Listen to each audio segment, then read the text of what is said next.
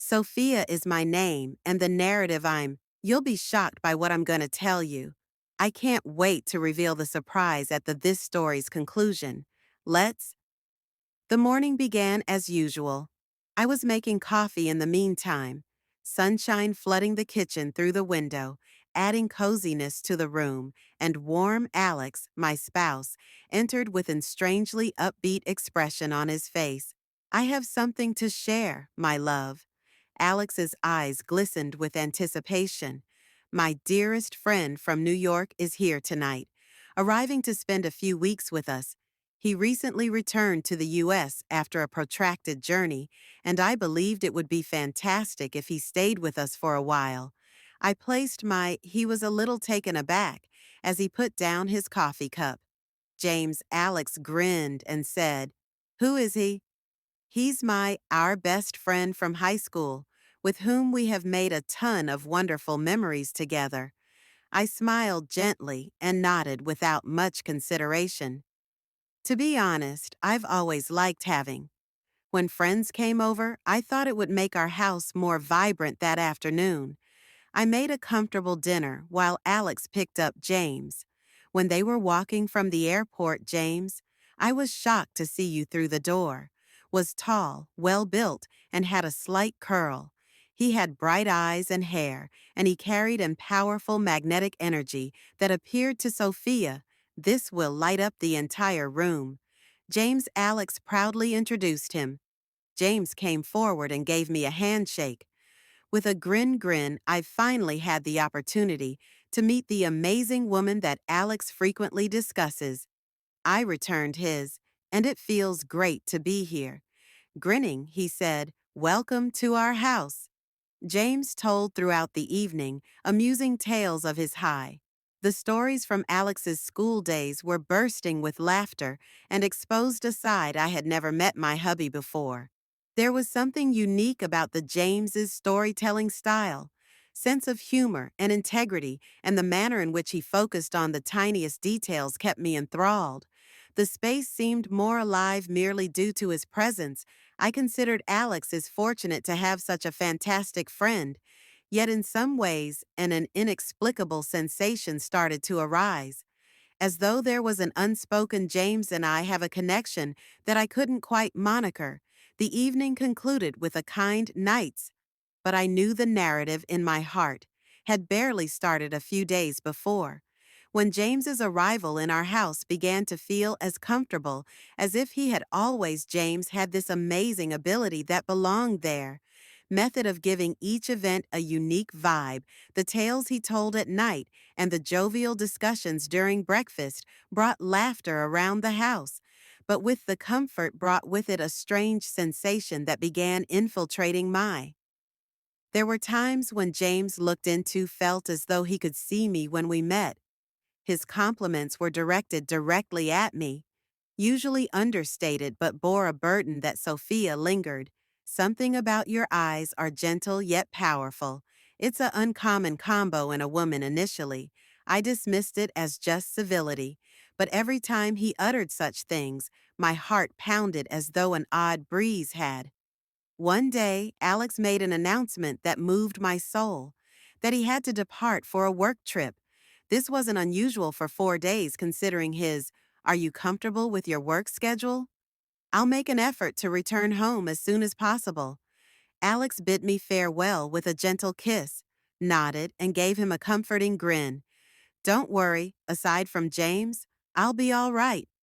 Alex grinned back and took a step. I turned around and went outside to the car. I noticed James standing beside the house, the coffee cup in the living room. His eyes are fixed on me.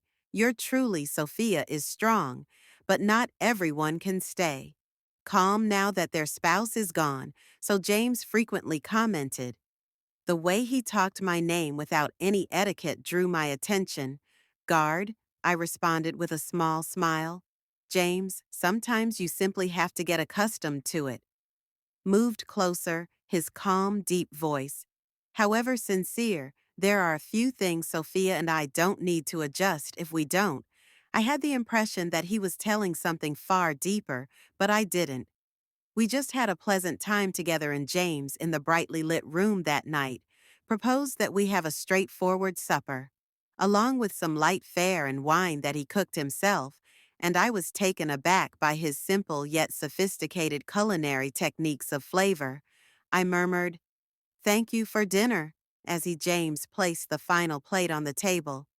Sat opposite me with his glass of taking a tiny sip of wine.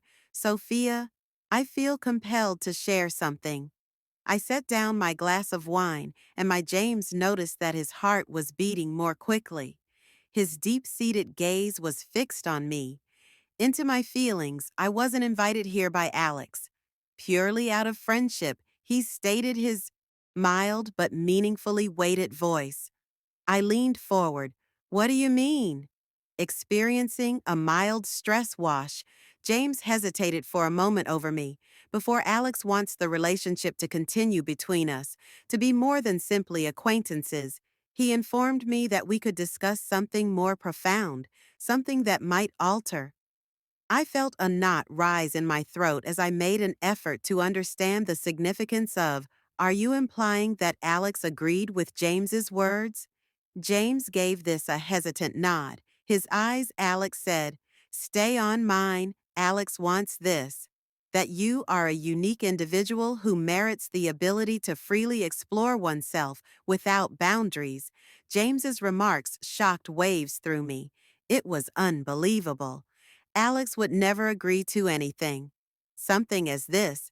But simultaneously, James's eye was especially perplexed by the serious and calm tone. "James, this goes above and beyond."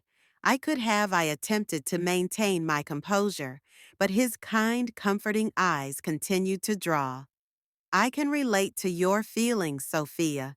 James whispered, "I want you to know that this isn't merely a dumb notion, but rather a chance for you to learn about portions of yourself. You might have forgotten the bit where my heart was racing." Curiosity part of shock, but I wasn't sure how to feel, but I was unable to do so at the time. Keep your eyes off James that evening. The room wasn't normally silent.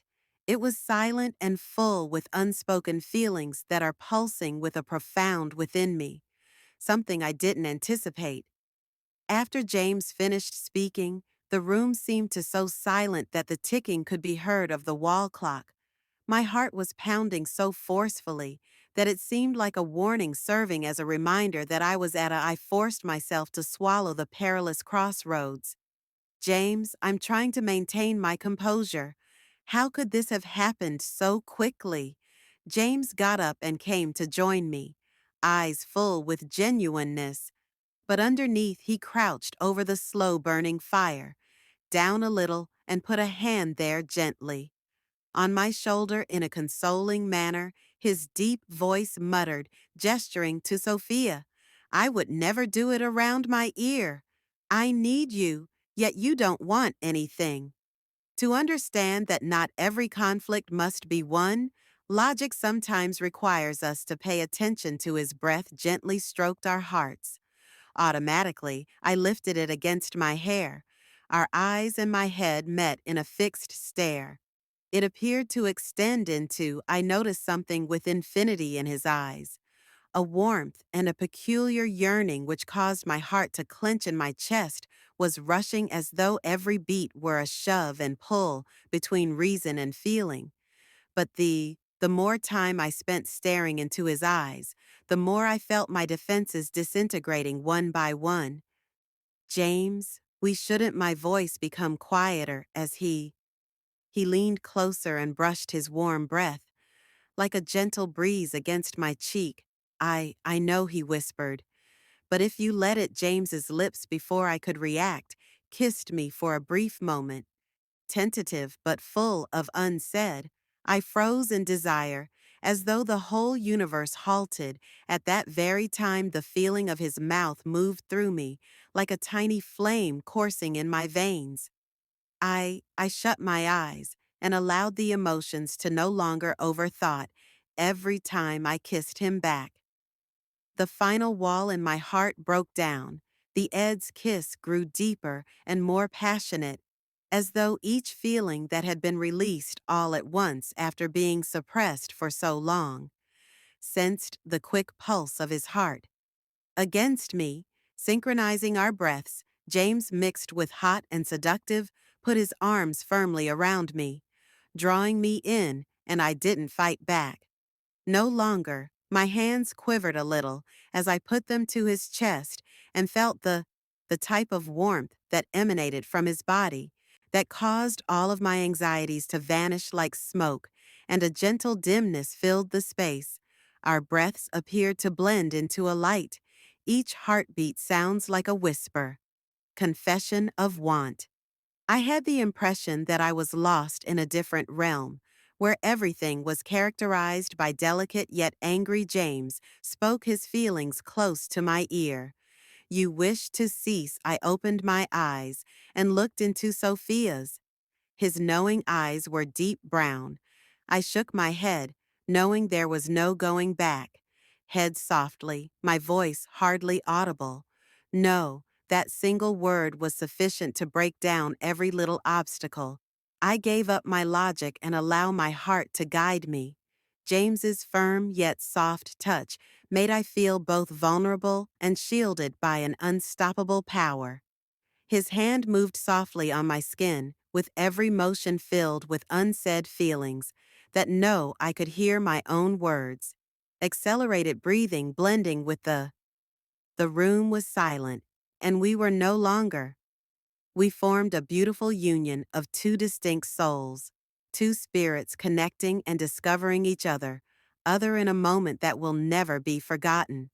The line between right and wrong is brittle, had been carried away by a surge of uncooked. Sincerely, I wasn't sure how much I was only aware of the passage of time. When, when everything had finally calmed down, we lay side by side in the lovely silence of the outside at night. The moonlight created a gentle shine around the space, like a whispered, concealed information from the James caressed my hair tenderly in the dark. I never heard his warm yet gentle voice again. Believed that this moment would feel, so I gazed up at him with a particular gleam in my heart. Torn between contentment and misunderstanding, I believed everything to be correct, and wrong had become something I muttered, something indescribable, as though confessing, nor did I anticipate it. But I was unable to stop. I sensed something while I was in James's embrace. It was more than just physical proximity, a profound bond that words could never express, completely describe, that this evening I was aware of would mark a sea change that I would never forgot, that I was silently lying there, immersed in the James's warmth, is like a cozy blanket on my heart, was still beating on this chilly winter's night.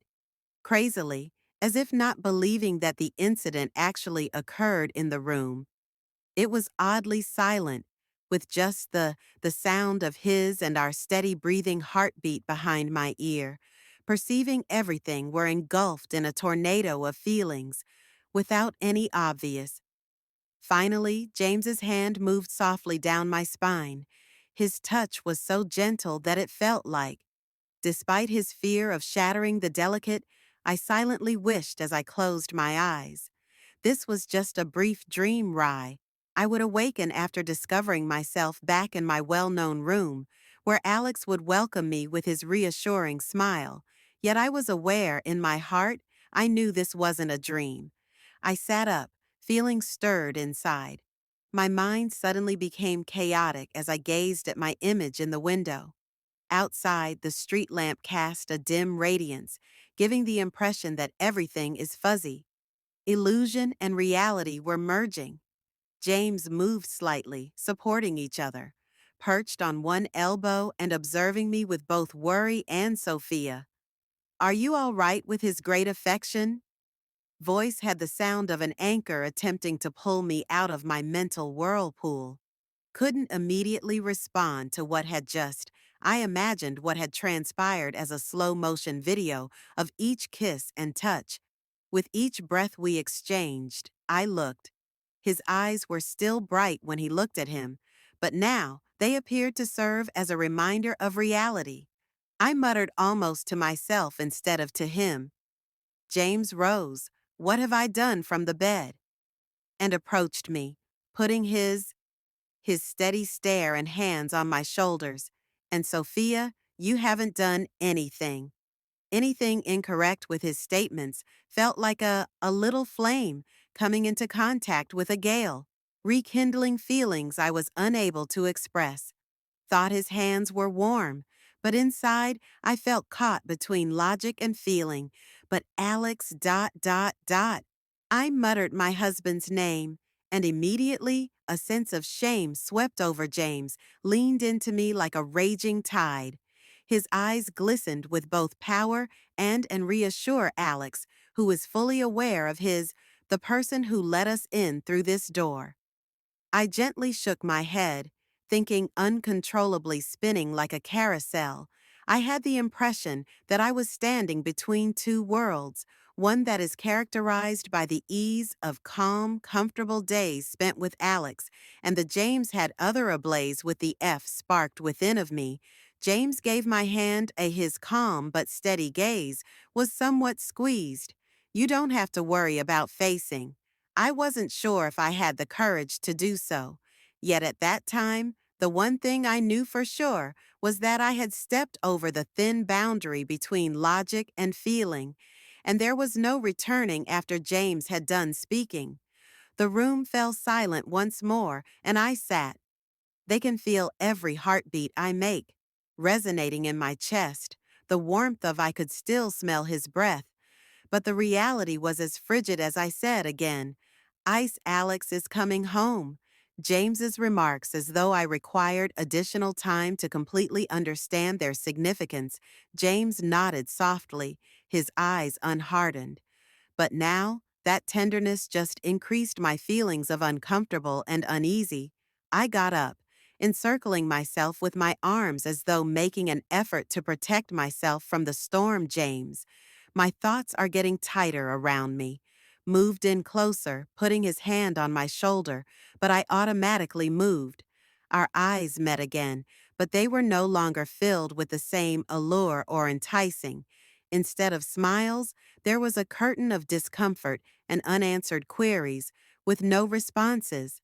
I was at a loss for words. Rather, I approached the window, pulled the curtain back a little, and gazed beyond. The gentle golden rays of the stone path was illuminated by the morning sun in outside. Birds chirped in front of the home, as though to tell me that a fresh day had started, but I was unable to sense its tranquility. James inquired quietly from behind, "Are you okay?" His voice remained warm to me, but now it sounded far away, like an echo of. I turned to see something familiar but distant, turning and met his eyes, which were as genuine as ever. But in that, they seemed to serve as a reminder of, we simply crossed everything and what we were going to. My face became heated with shame, as though I've forgotten who they are. "I would just need some time to," I muttered, almost breaking James's silence. Gently nodded, but was unable to conceal the worry in his eyes. "I know I'll always be here." I took another look at him, time attempting to smile in order to comfort both of yet before it. The smile faded, could completely develop.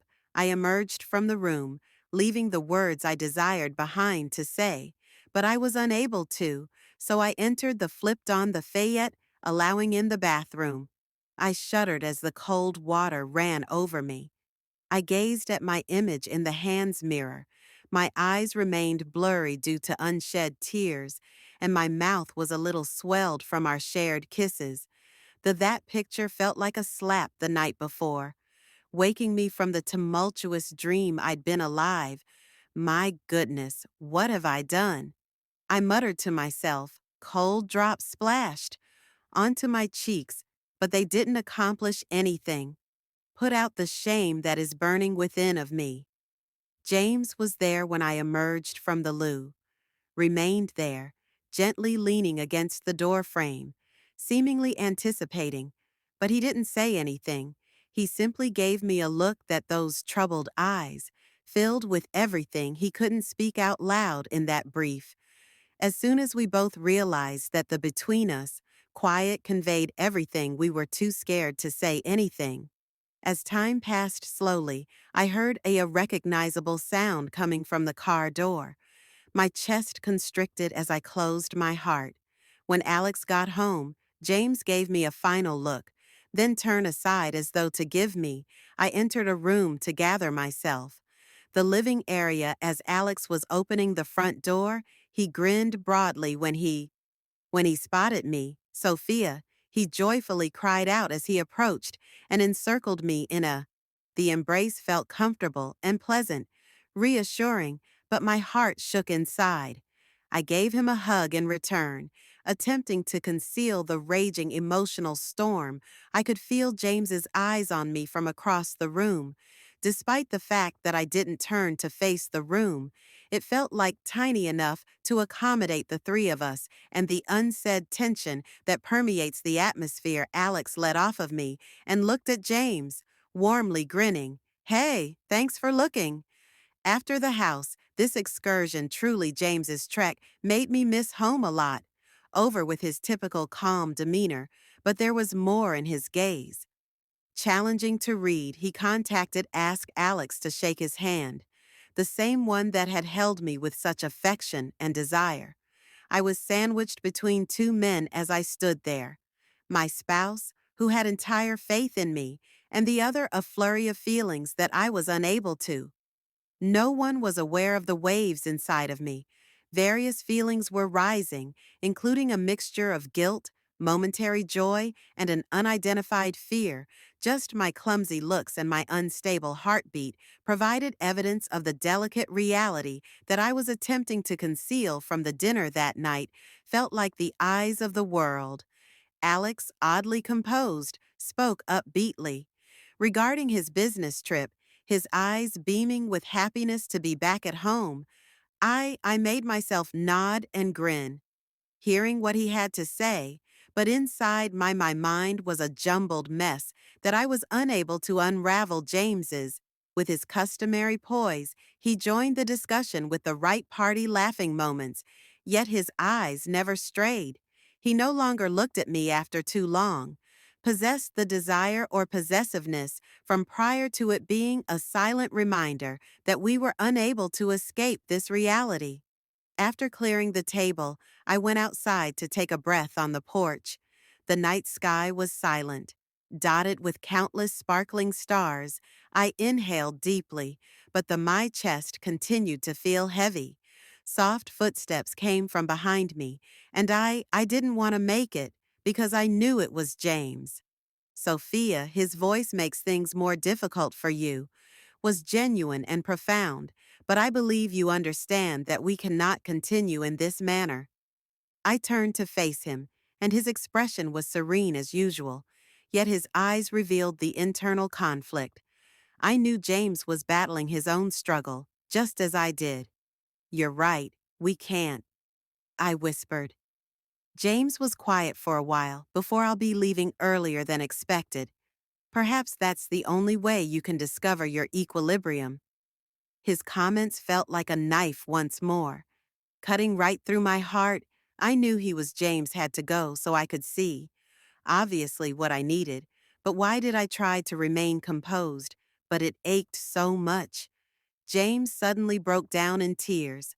"I appreciate everything.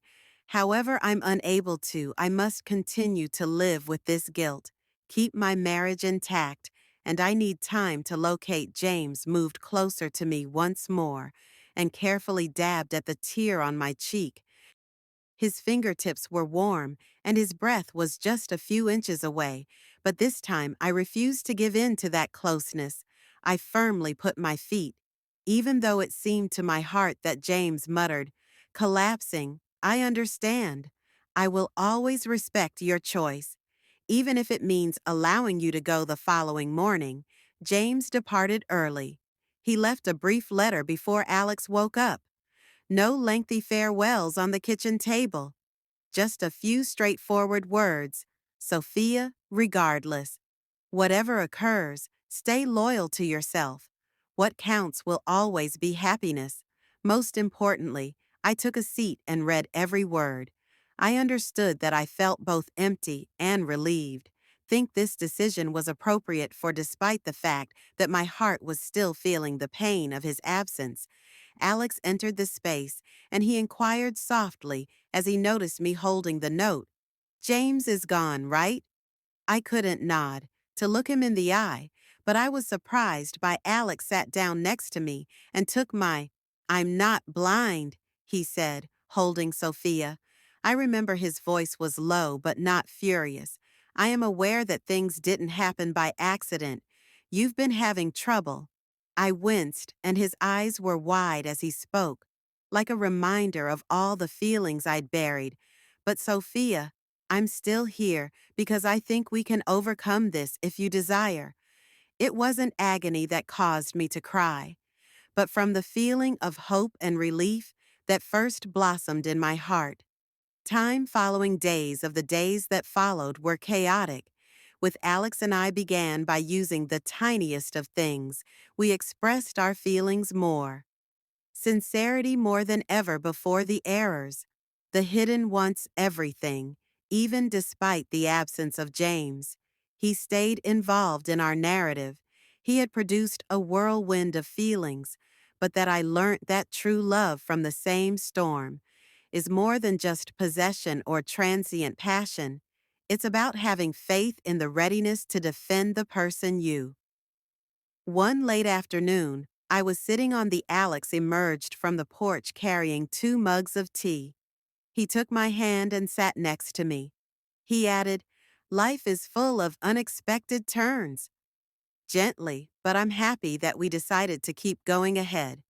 Together I grinned and felt at ease. Calm the storm inside my heart had gone by, and I was aware that regardless whatever lay ahead, we would always keep in mind that love isn't about perfection, is about overcoming together. We looked up at the hardships of life in the far sky, wondering whether James was we had crossed and were grinning someplace. Brittle borders had been adored by stumbled, but ultimately we discovered improved versions of ourselves.